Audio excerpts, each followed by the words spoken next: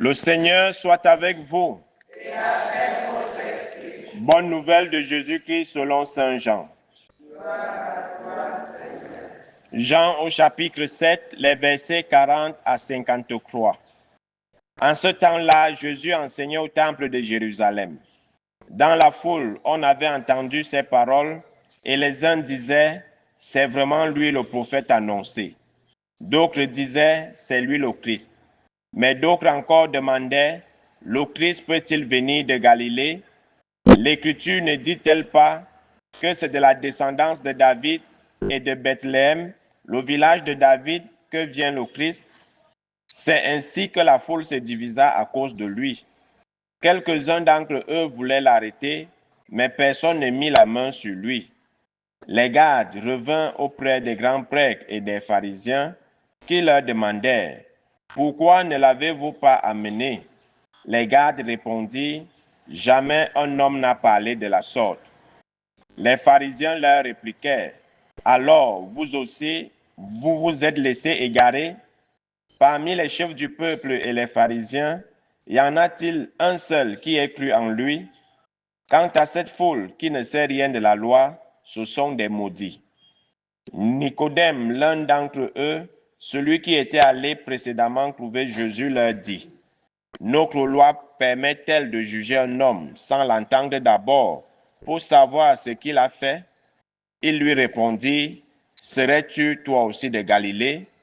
Cherche bien et tu verras que jamais aucun prophète ne surgit de Galilée. » Puis ils s'en allèrent chacun chez soi. Acclamons la parole de Dieu.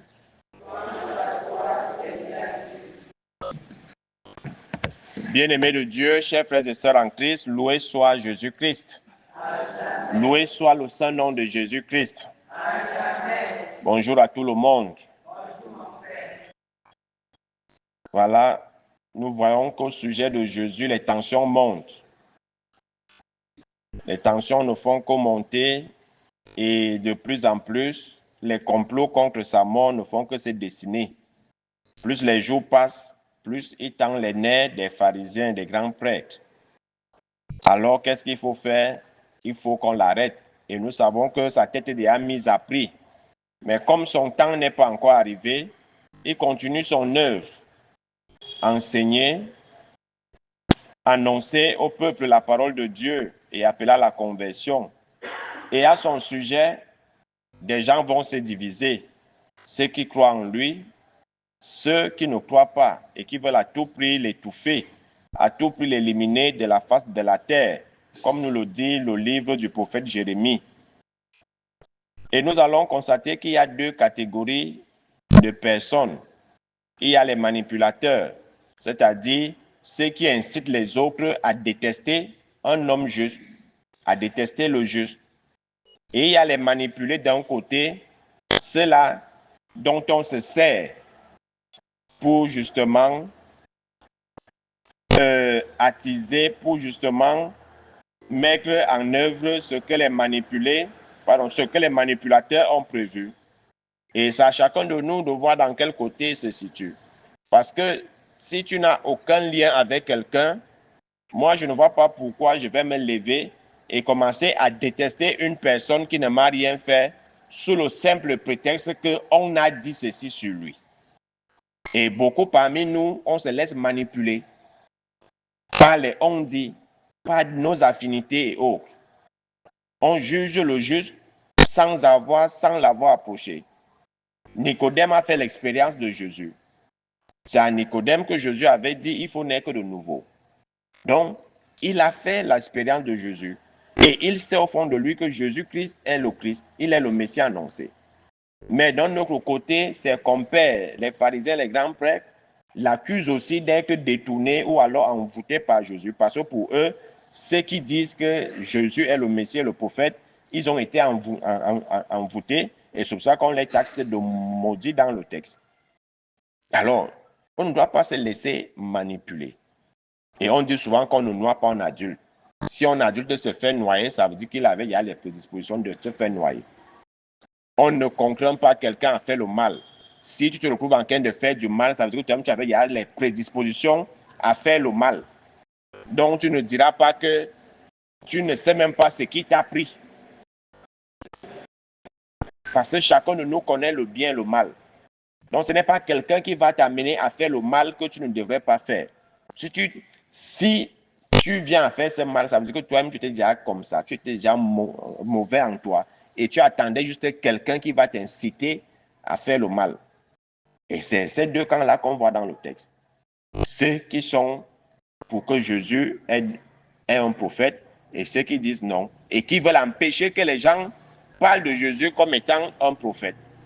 Et pour eux, vu ses origines, rien de bon ne peut sortir de lui. Et parfois, nous sommes bafoués à cause de nos origines. Et quand nous regardons l'image de notre société, on juge les gens en fonction de leurs origines, en fonction de leur région d'origine. Et c'est pour ça qu'il n'y a plus la méritocratie sur Terre. Il n'y a plus la méritocratie dans notre pays. Ce n'est que les affinités qui font avancer d'autres personnes. Et si moi, je suis à une place de décision, tous ceux qui ne viennent pas de mes origines, de ma région, je vais les mettre de côté, même s'ils sont les plus méritants et qu'ils ont les aptitudes les plus requises pour avoir tel poste. Mais je vais les mettre de côté parce que pour moi, rien de bon ne peut sortir de telle région, rien de bon ne peut sortir de tel village, de tel département, de tel arrondissement. C'est souvent cette stigmatisation-là que nous avons dans notre société. Et soit qu'on n'arrive pas à s'entendre et on sera toujours divisé à cause des manipulations. Regardez ce qui attise le tribalisme dans notre société. Mais entre eux, ils boivent les champagnes. Ils s'échangent les filles. Leurs fils se marient entre eux avec leurs fils. Mais nous, le bas peuple, on nous amène à nous détester, à vivre le tribalisme. Oh, tu es de telle région, oh, ceci, vous êtes ceci, oh, nous, on ne se mélange pas avec vous. Mais entre eux, ils s'échangent de fils et de filles et ils se marient. Mais pour mieux régner, il faut que le peuple soit divisé afin que leur intérêt continue à être servi.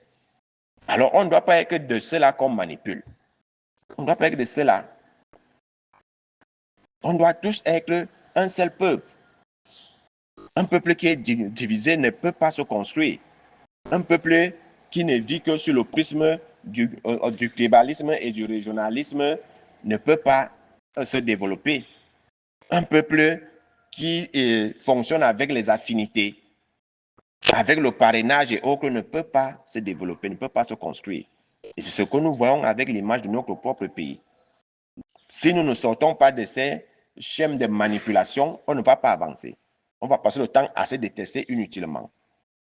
Et pourtant, on oublie que nous sommes tous les enfants d'un même Père qui est Dieu. Et Dieu ne fait pas de différence entre ses enfants. Mais pourquoi nous, on veut faire des différences? C'est Dieu qui nous a créés différents. C'est Dieu qui a voulu que tel naisse dans tel pays et l'autre dans l'autre, que tel naisse dans telle région et l'autre dans l'autre. C'est Dieu qui a voulu. Personne ne choisit le pays où il va naître. Personne ne choisit sa région où il va naître, ou alors son département ou son arrondissement. Personne qui a déjà choisi. Personne. Alors on se retrouve tous là. Et nous sommes appelés à faire ce que le Seigneur attend de nous. Nous aimer les uns les autres et non se laisser manipuler. Et toi qui te fais manipuler, qu'est-ce que tu gagnes en retour? Quand on t'amène à détester ton frère, à fermer les portes à ton frère, qu'est-ce que tu gagnes en retour? Tu ne gagnes rien.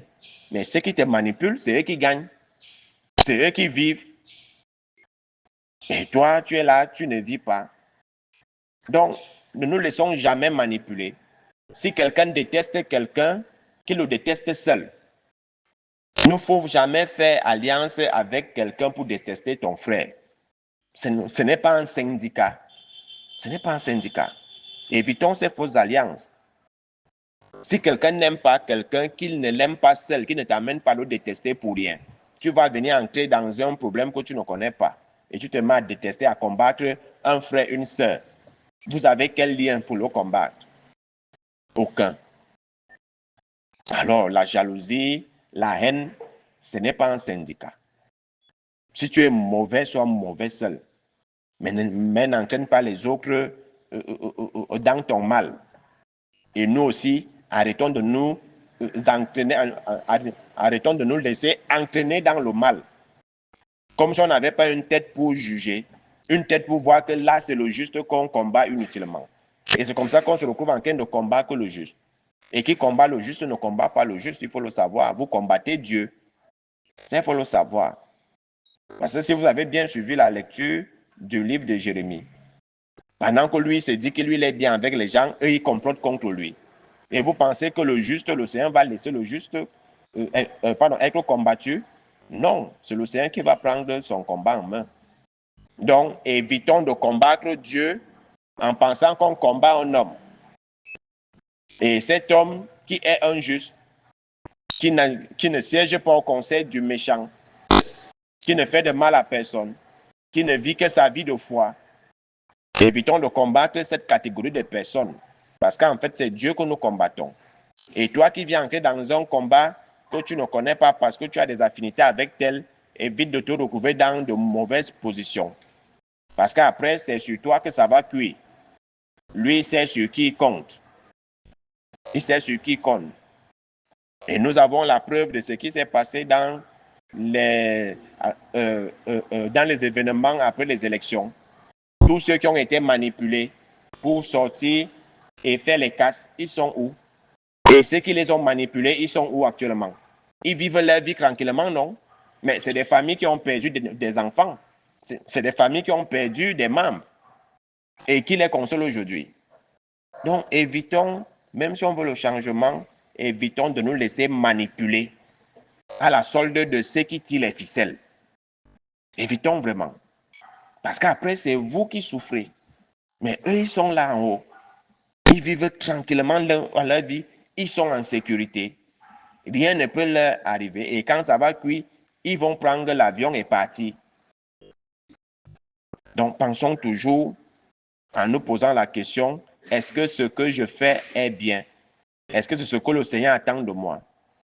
Il faut toujours se poser cette question. Est-ce que je mène le bon combat ou je mène le mauvais combat?